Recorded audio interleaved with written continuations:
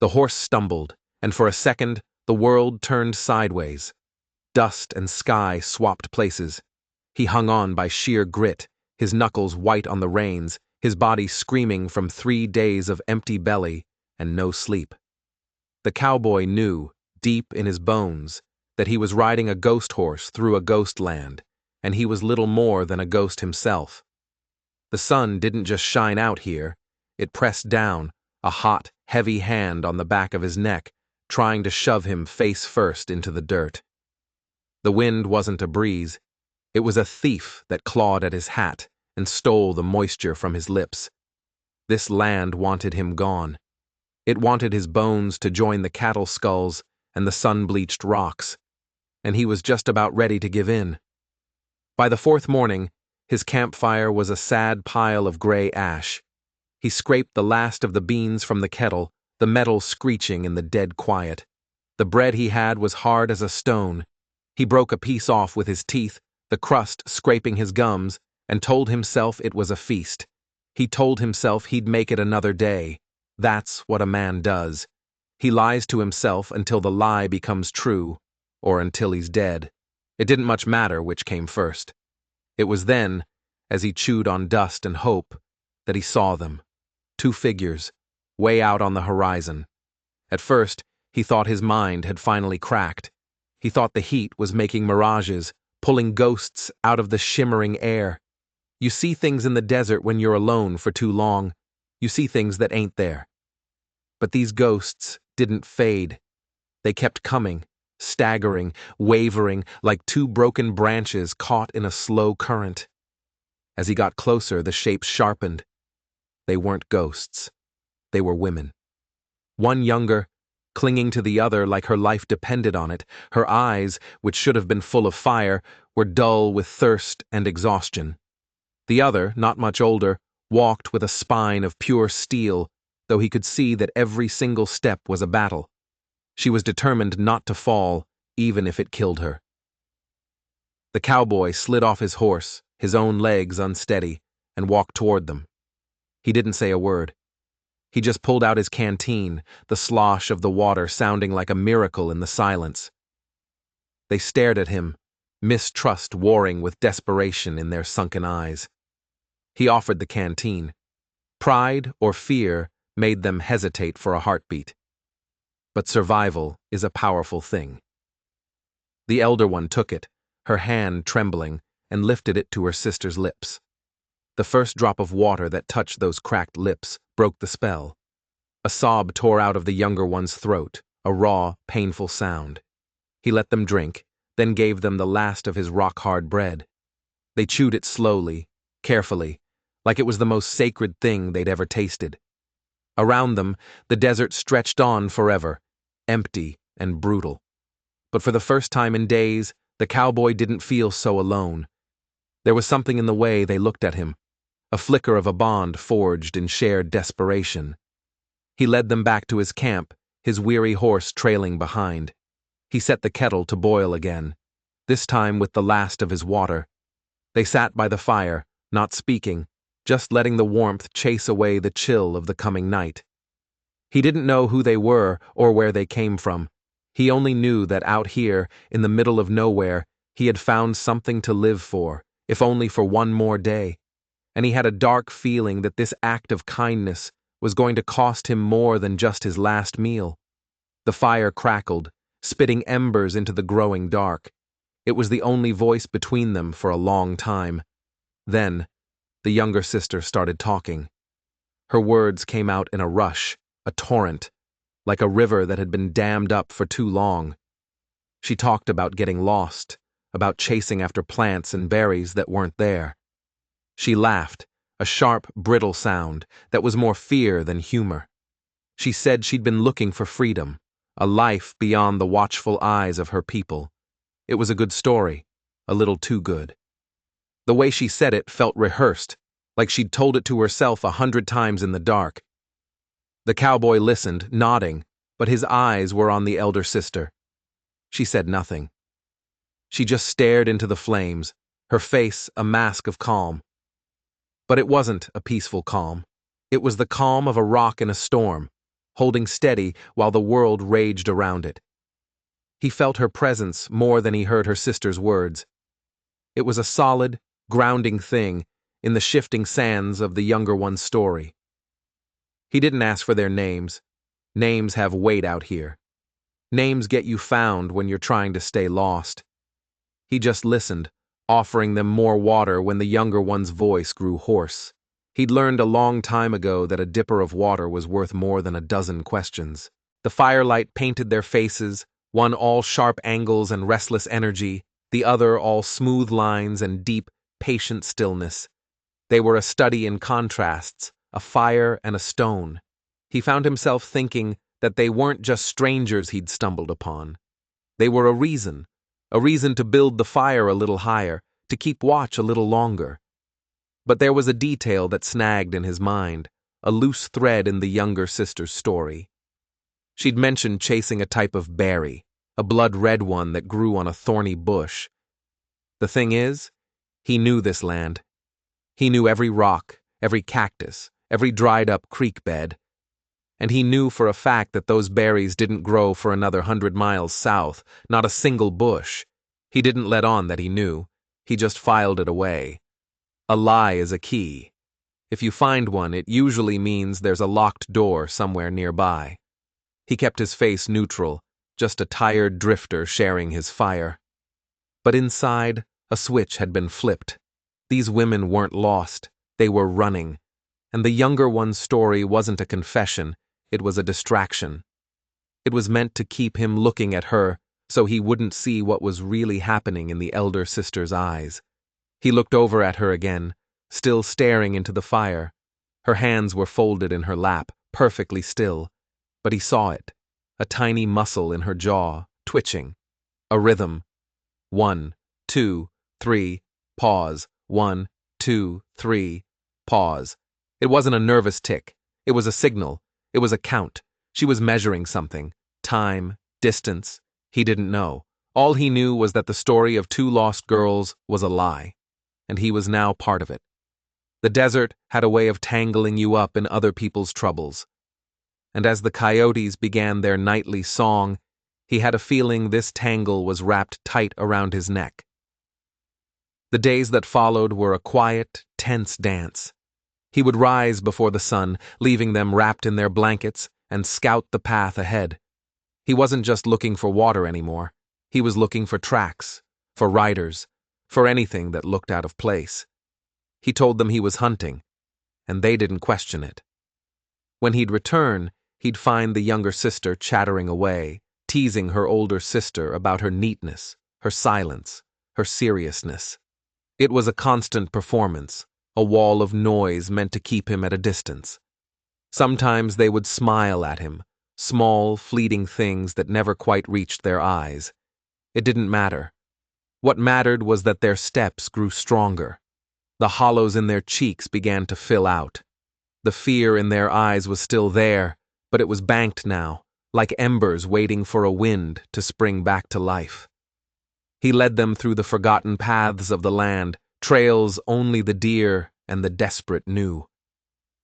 They moved through narrow canyon passes where the rock walls rose up like praying hands, blocking out the unforgiving sun. He was careful. He chose routes that were hard, that would leave little sign of their passing. At night, he built the fire high and sat with his rifle across his lap, his back to a rock. He didn't tell them that the silence of the night scared him too, that the vast, empty darkness could press in on a man and squeeze the hope right out of him. They didn't ask. They just seemed to understand. One night, the wind blew sharp and cold from the north, carrying the scent of rain and distant mountains. The stars were so bright they looked like chips of ice scattered on black velvet. The younger sister was already asleep, but the elder came and sat beside him. She didn't speak. She just placed a hand on his arm for a moment. It wasn't a plea or a question. It was a thank you, a statement. It said, "I see you. I know what you're doing." And it was enough. 2 days later, he saw it. A patrol. 2 riders, far in the distance, their silhouettes sharp against the morning sun. They were moving in a grid pattern, sweeping the land. They were trackers, and they were good. He got the women moving immediately, pushing them harder than he had before. He didn't explain why, he just gave the order, and the urgency in his voice was enough. They moved into a series of jagged ravines, the rocks tearing at their clothes and skin. Late that afternoon, huddled behind a rock outcropping, they saw the trackers again, much closer this time. They rode with a grim purpose, their eyes scanning the ground. They weren't from any tribe he recognized. Their saddles were different, their rifles of a newer make. These weren't locals, these were hired men.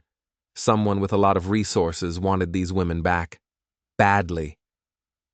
The younger sister let out a tiny gasp, and the elder immediately put a hand over her mouth, her eyes burning with a fierce, protective light. The cowboy motioned for them to stay down. He watched the trackers until they were out of sight, their path taking them just north of their position. They were safe for now, but it was a chilling confirmation. The lie about the berries wasn't just a small deception, it was the tip of an iceberg, and he was sailing straight for it. When the village finally appeared, it wasn't a welcome sight. It was nestled between towering red cliffs, almost hidden, like a secret someone wanted to keep. But there was no joy in its appearance. No smoke rose from the lodges in a welcoming plume. No children ran out to greet them. The place was quiet. Too quiet. As they walked closer, he saw why. Men with rifles stood guard at the entrance, their faces hard and watchful. This wasn't a village. It was a fortress, or a prison. The air smelled of mesquite smoke and something else, something like fear. The two sisters hurried forward, their relief so sudden and so sharp that it felt staged. He hung back, pulling his hat down low, a cold knot tightening in his stomach.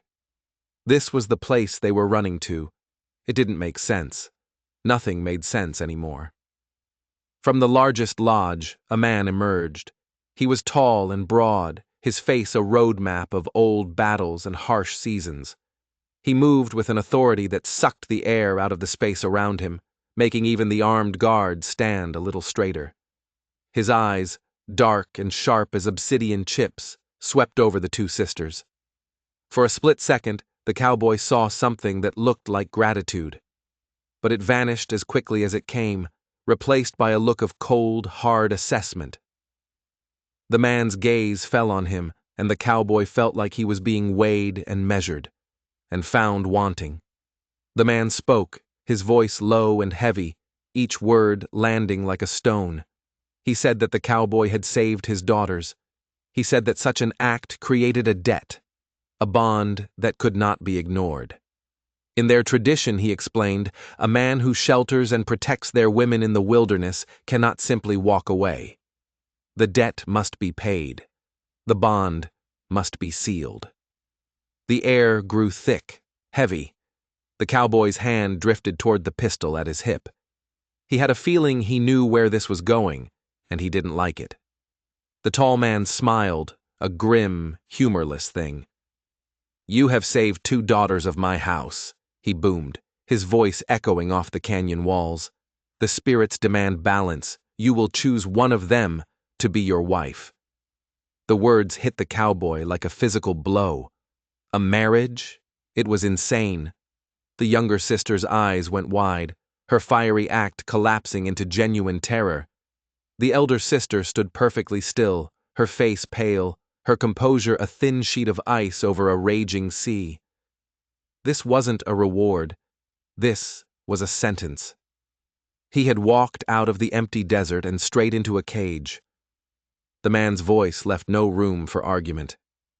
"Choose," he commanded, his eyes glittering with a strange, predatory light. "Choose by the next rising moon." The cowboy stared at the hard-packed earth, the sounds of the village a low murmur around him. He had shared a little water, a little bread, and in return, he was being asked to claim a life, to break a bond between 2 sisters who had already been through hell. The desert suddenly seemed like a gentle, welcoming place compared to this canyon full of secrets and lies.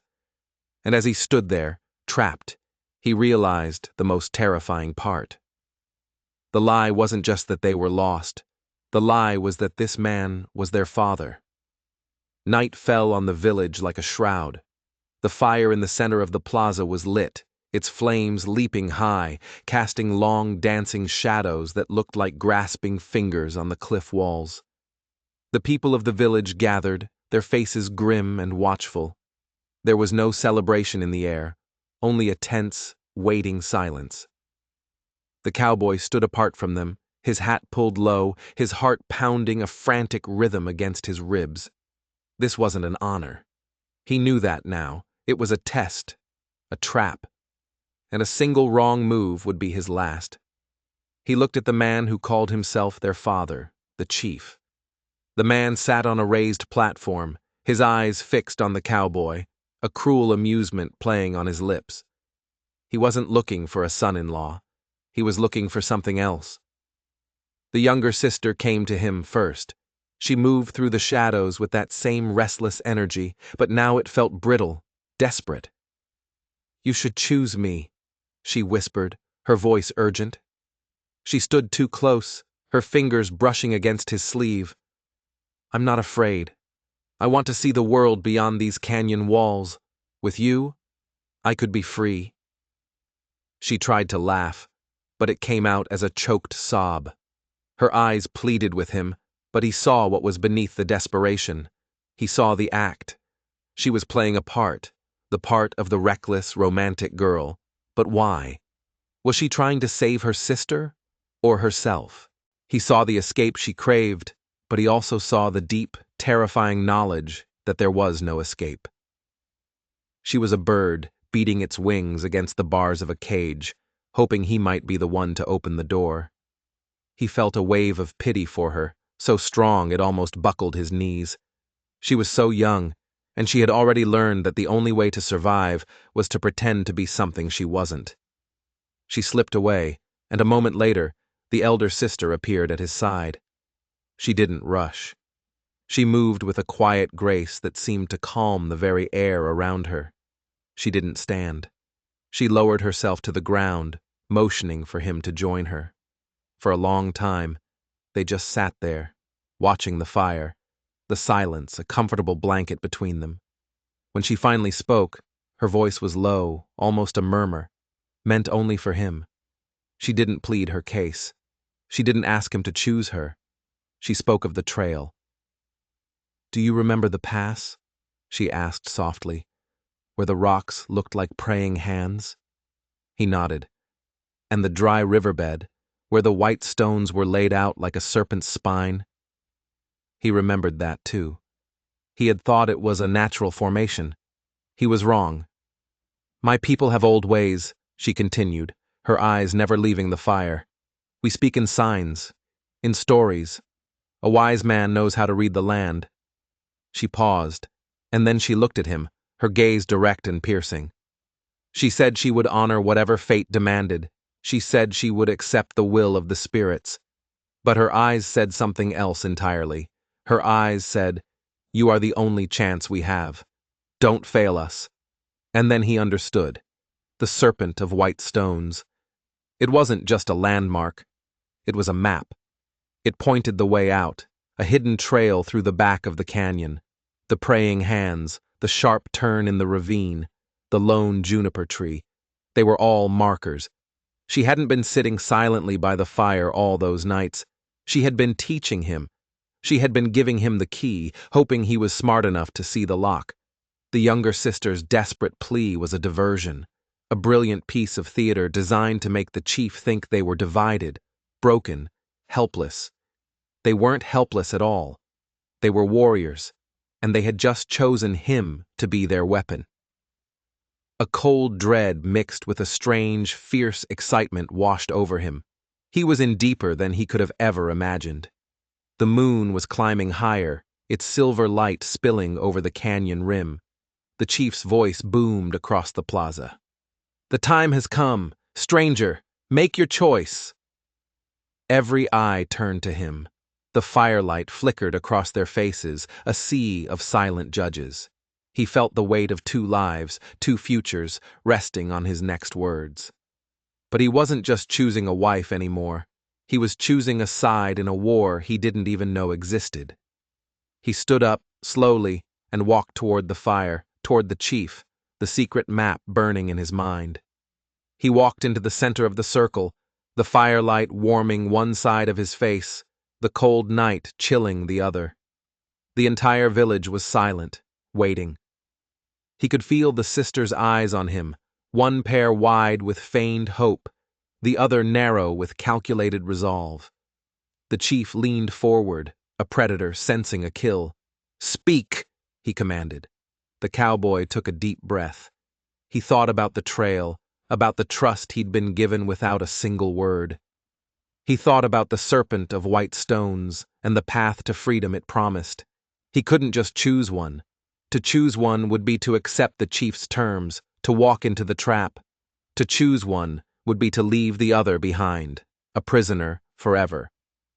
The desert had taught him that you don't survive by playing by someone else's rules. You survive by making your own. He raised his head and looked not at the sisters, but directly at the chief. "Your tradition speaks of a debt," the cowboy said, his voice ringing out in the quiet plaza. "It says I must take a wife to repay what I have been given." He paused, letting the words hang in the air. "But you have misunderstood your own customs. The debt is not mine to pay." A murmur rippled through the crowd. The chief's eyes narrowed. "What foolishness is this?" he snarled. "The debt is clear." "No," the cowboy said, his voice growing stronger, bolder. "The debt is yours. These women were lost in the desert, starving, near death, under your protection. I, a stranger, found them. I, a stranger, fed them and brought them home. Where were your guards? Where was their father?" He let the accusation land, a stone thrown into a still pond. The crowd shifted, whispering. He had turned the tables, twisting the chief's own logic against him. "This is not about a debt of honor," the cowboy declared, his voice rising to a shout. "This is about power. You keep these women, these people, prisoners." He pointed a finger at the chief. "You are not a father. You are a warden." The chief shot to his feet, his face contorted with rage. "Insolence! Seize him!" he roared. But it was too late. The cowboy's words had planted a seed of doubt, of rebellion, and he wasn't done. He turned to the crowd. "He offers me one of his daughters as a prize. I refuse his prize. I choose my own." Before anyone could react, he strode past the sisters, past the stunned guards, and walked straight to the tethered horses at the edge of the plaza. He stopped in front of the chief's own mount, a magnificent black stallion, the symbol of his power and authority. "To settle this debt," the cowboy yelled, grabbing the stallion's reins, "I choose this horse!" The sheer audacity of the act shocked everyone into stillness for a second. It was the ultimate insult. In their culture, a man's horse was an extension of his soul. To claim it was to claim his life. That single second of stunned silence was all they needed. As the chief screamed in fury, and his guards finally charged, the elder sister moved. She wasn't a quiet, patient woman anymore. She was lightning. She grabbed a burning brand from the fire and hurled it at the thatched roof of a nearby hut. The dry thatch exploded into flames. At the same instant, the younger sister, who had been standing near the edge of the circle, pulled two long, wicked-looking knives from beneath her dress. She wasn't a frightened girl. She was a fighter, her movements fluid and deadly as she met the first two guards, disarming them with a speed that was breathtaking. Chaos erupted. People screamed and scattered as the fire spread. The cowboy swung himself onto the black stallion's back, a wild grin on his face. The elder sister vaulted onto the horse behind him, her arm wrapping around his waist. The younger sister fought her way clear, leapt onto the horse of a fallen guard, and galloped to their side. For a moment, the three of them were silhouetted against the roaring flames, a vision of rebellion. The cowboy looked at the chief, whose face was a mask of disbelief and pure hatred. He had walked in a lonely drifter. He was riding out a revolutionary. "Let's go!" he yelled, and together they spurred their horses and charged out of the burning village into the dark, welcoming arms of the desert night. The hunt was on. They rode hard, the sounds of the burning village and the enraged shouts of the chief's men fading behind them. They didn't slow, didn't speak, just pushed the horses through the darkness, following the invisible map burned into the cowboy's memory. The serpent of white stones, the praying hands of the rocks, the lone juniper tree. The elder sister had guided him true. They moved through a narrow, hidden canyon that twisted and turned, its walls so high they blotted out the stars. It was a treacherous path, one that would have been impossible for anyone who didn't know it was there. This was the escape route she had planned all along. He was just the unexpected catalyst, the spark that finally lit the fuse.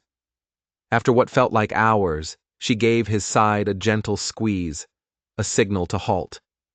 They dismounted in a small, hidden alcove, the horses lathered in sweat, their sides heaving. The silence here was absolute, a thick, heavy blanket after the chaos of the village. The cowboy turned to the women, his mind still reeling. The firelight had revealed their true selves, and he needed to understand. "You're not sisters, are you?" he asked, the question coming out rougher than he intended. The younger one laughed, a genuine, free sound this time. "No," she said, wiping soot from her face. "Not by blood." The elder one stepped forward, her calm presence returning, but now it was layered with a strength that was awe-inspiring. "My name is Chayton," she said, her voice clear and steady. "It means falcon. This is Kimmy. It means secret." The names fit them perfectly.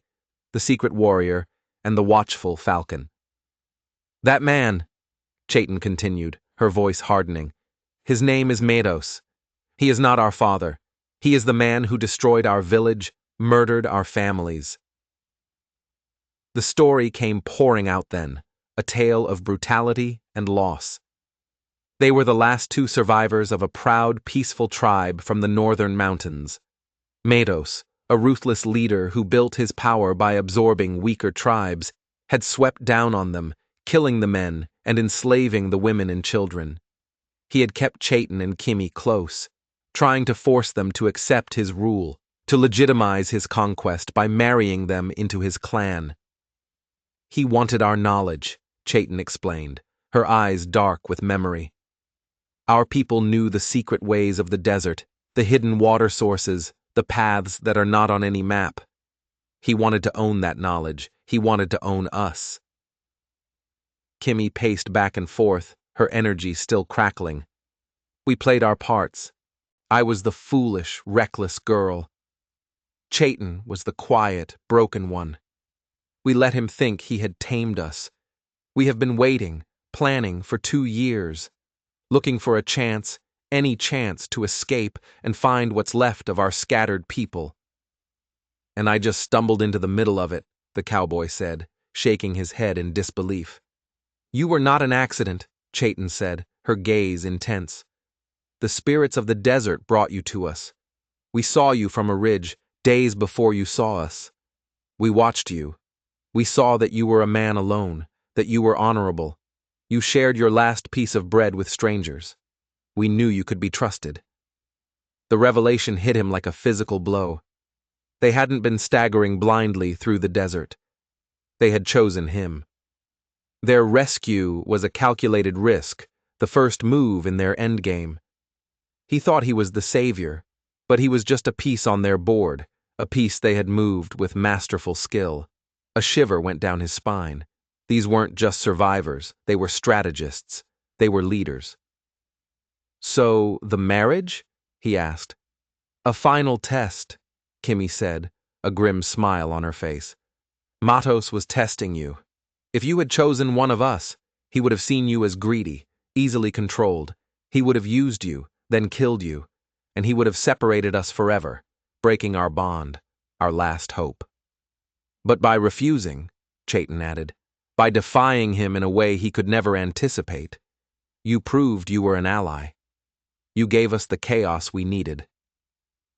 Far off, in the direction they had come, a horn sounded, its mournful cry echoing through the canyons. The hunt had begun in earnest. Matos would not let them go easily. He wouldn't just be chasing two escaped prisoners. He would be chasing the living memory of a people he had tried to erase, and the stranger who had helped them rise from the ashes. The cowboy checked his pistol, the cold steel a comfort in his hand. He looked at the two women standing before him, their faces resolute in the pale moonlight. His lonely ride was over. He was part of their story now, and he knew with a certainty that settled deep in his soul that he would see it through to the end, whatever that end might be. The chase lasted for days. Matos was relentless, his trackers like hounds on a scent. But they were hunting a falcon and a secret, and the land itself was their ally. Chayton led them through a labyrinth of canyons and dry washes, a world hidden within the world. She knew paths that were little more than goat trails, shortcuts through cracks in the rock that a man on horseback would never find. They abandoned the horses, covering their tracks, and continued on foot. Kimmy, it turned out, was an expert tracker herself, but in reverse.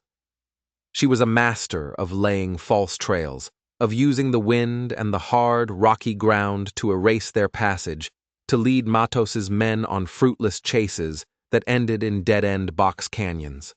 The cowboy fell into a new rhythm, a new purpose. He was their guard, their protector.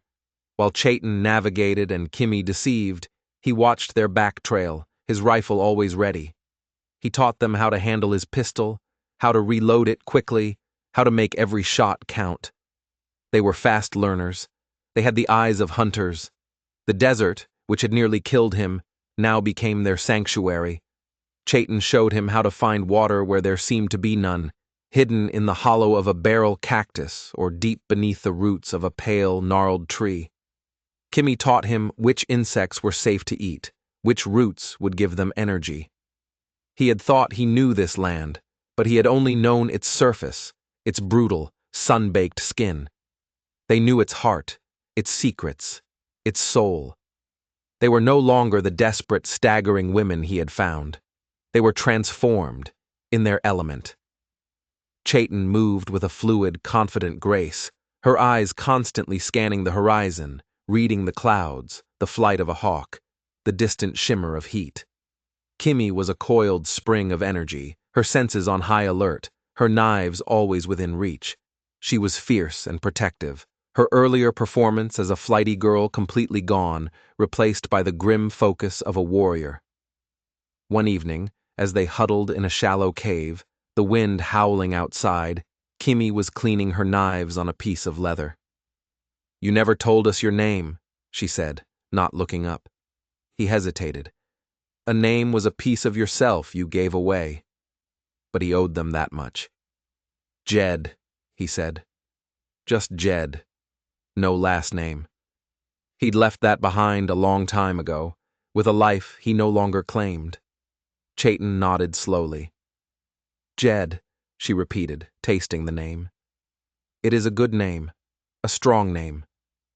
She looked at him, her falcon eyes seeing more than he wanted them to see.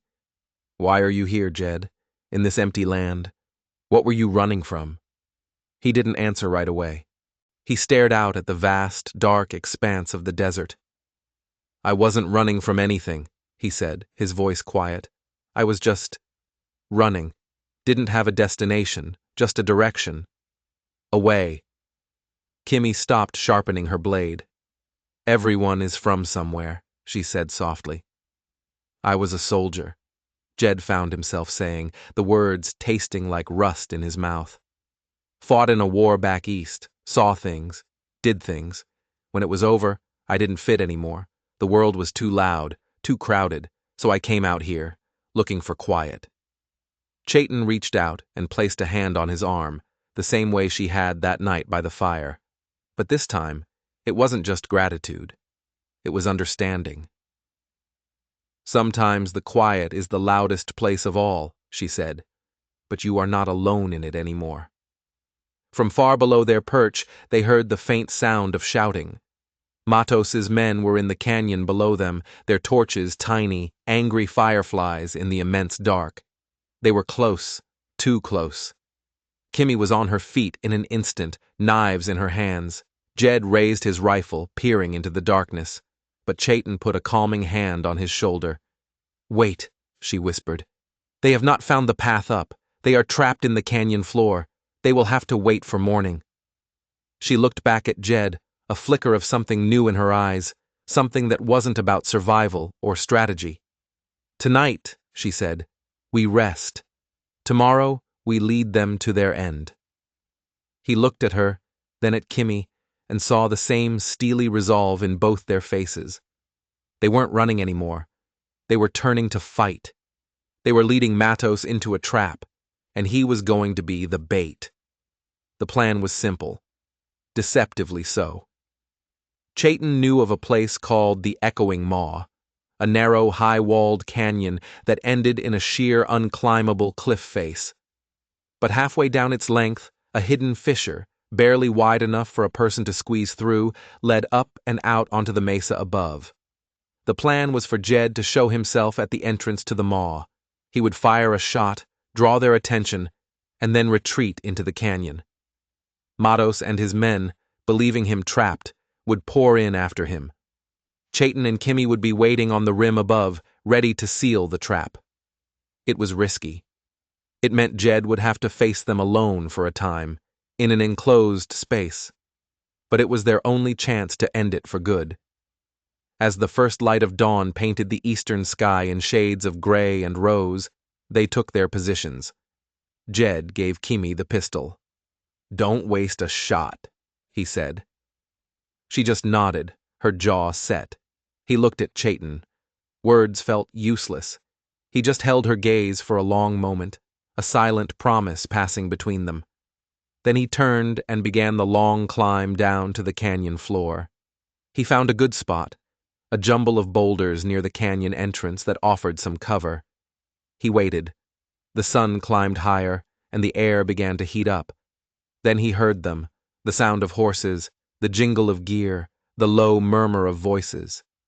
He saw Matos in the lead, his face dark with fury, his eyes scanning the rocks like a hungry wolf. Jed raised his rifle, took a steadying breath, aimed high above their heads, and fired. The shot cracked through the morning quiet, echoing off the canyon walls. He saw Matos's head snap up, his eyes locking on the puff of smoke from Jed's position. "There!" Matos roared. "He's there! After him!" Jed didn't wait to see more. He scrambled back from the rocks and ran, deeper into the echoing maw. He could hear them coming, the thunder of hooves on the hard-packed sand, the shouts of angry men. The walls of the canyon grew narrower, closer, the strip of sky above a thin blue ribbon. He ran, his lungs burning, his boots slipping on the loose rock. He glanced back. They were gaining on him, a wave of dust and violence. Matos was at the front, his face a mask of triumph. He thought he had Jed trapped. Jed ducked behind another outcropping of rock, reloading his rifle. This was it. He had to hold them here long enough for Chayton and Kimmy to act. He peered around the rock. They were dismounting, spreading out, advancing on foot with their rifles ready. He fired again, this time for real. One of the men cried out and fell, clutching his leg. The others scattered, taking cover. The fight had begun. A bullet whined past his head, chipping stone from the rock beside him. He fired back, working the lever action of his rifle smoothly, calmly. The war was a long time ago, but his training came back to him now, a cold, deadly muscle memory. He was outnumbered 10-1, but in this narrow space that didn't matter as much. They could only come at him a few at a time. For what felt like an eternity, he exchanged fire with them, a desperate, deadly dance among the rocks. He was hit, a searing pain in his left shoulder, and his rifle was knocked from his hands. He drew his knife, his back against the rock wall, as two of Matos's men charged him. He was going to die here. But then, A new sound filled the canyon, a deep, rumbling groan from high above. He looked up, and his heart leaped. On the rim of the canyon, silhouetted against the bright sky, were two figures, Chayton and Kimmy. They were straining against a massive, precariously balanced rock pillar, one of the many that lined the canyon edge. With a final, coordinated heave, they pushed it over the edge. The giant pillar of rock fell, tumbling end over end, striking the canyon wall and shattering into 1,000 smaller pieces. An avalanche of rock and dust rained down into the canyon, completely blocking the entrance. A cloud of thick, choking dust filled the air. Matos and his men were trapped. The rumbling subsided, replaced by an eerie silence. Then, from the cliff top, Kimmy's voice rang out, clear and cold. "Matos!"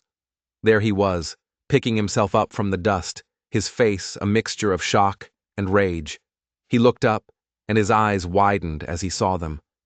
Then he saw Jed, alive, walking out from behind the rocks, his knife in his hand. At the same moment, another figure appeared beside Chayton and Kimmy on the rim, and another, a dozen figures armed with bows and spears, the scattered survivors of their tribe, drawn by Chayton's signal fires over the past few days. They had found their people. Matos wasn't just trapped, he was surrounded. His hunt was over. His reign was at an end. The justice of the desert is not swift, nor is it loud. It is slow, patient, and absolute. Matos and his men were disarmed, their weapons tossed aside. The newly gathered tribe, led by Chayton and Kimmy, formed a circle around them on the canyon floor. Jed stood with them, his shoulder bandaged with a strip of cloth torn from Chayton's dress. He was no longer an outsider. He was one of them. There was no trial in the way Jed would have understood it. There were only stories. One by one, the survivors stepped forward and spoke the names of the people Matos had killed. A wife, a son, a father, a sister. Each name was a stone dropped into a pool of silence, its ripples spreading through the small crowd. They did not shout. They did not weep. They simply bore witness, their collective memory a weight heavier than any chain. Matos, the fearsome warlord, seemed to shrink under the burden of those names. His power, stripped of his weapons and his men, was nothing. He was just a man, a murderer, his legacy a litany of ghosts. When the last name had been spoken, Chayton stepped into the center of the circle. She held no weapon. Her authority came not from fear, but from the respect and love of her people. She looked at Matos, her falcon eyes seeing straight through him. "You tried to erase us," she said, her voice quiet but carrying to every corner of the canyon. "You tried to steal our stories, our land, our future. But you failed. A people are not a thing you can kill. We are a memory, and we remember everything." She then turned to her people.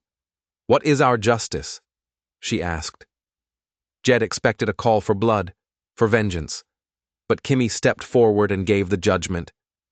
"The desert will decide," she said. "He who lived by taking everything from the land will now be left with nothing." Matos and his surviving men were given no water, no food, no weapons. They were simply pointed toward the west, toward the most brutal, unforgiving stretch of desert, and told to walk. Their survival was in the hands of the same spirits they had so long offended. It was a fate worse than a quick death. It was a slow erasure, a fading into the heat and the dust, to be forgotten by all but the buzzards. As they watched the men stumble away, shrinking into the vast landscape, a sense of peace settled over the canyon. It was over. The ghosts of the past had been honored. The future, for the first time in years, was a blank page. The people gathered around Chayton, their eyes full of hope. They had a leader again. They had a home. That evening, as the sun set, casting a golden light over the red rocks, Jed sat with Chayton on the canyon rim. His shoulder throbbed, but it was a good pain, an earned pain. "What will you do now?" he asked. "We will rebuild," she said, her gaze on the horizon. We will find the rest of our people. We will make a new home, here, in the heart of the land that saved us." She turned to him, a small smile on her lips. "And you, Jed? Will you go back to looking for the quiet?" He looked out at the vast, beautiful, dangerous land. He thought of his lonely campfire, his ghost horse, his hollow existence before he'd met them. The quiet he had been searching for wasn't an absence of noise. It was an absence of purpose. "No," he said, and the word felt more true than anything he'd said in years. "I think I've found it." He reached out and took her hand. It felt strong, steady. It felt like home. He hadn't just stumbled into their story. He had found his own. The man who had been running from everything had finally found something worth running to. And as the first star appeared in the purple sky, he knew he would never be alone again.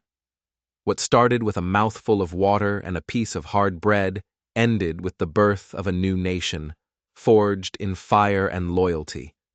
Jed, the drifter, became Jed, the protector. He never again rode alone. He stood with Chayton and Kimmy as they gathered their people, carving out a life of peace and strength in the canyons that had once been their refuge. The desert, which had nearly claimed him, had instead given him a gift he never knew he was looking for: a family, a purpose, a home. The story of the falcon, the secret, and the stranger became a legend, whispered around campfires for generations to come, a reminder that even in the most desolate of places, hope can take root, and that sometimes the greatest treasures are found when you're at your most lost.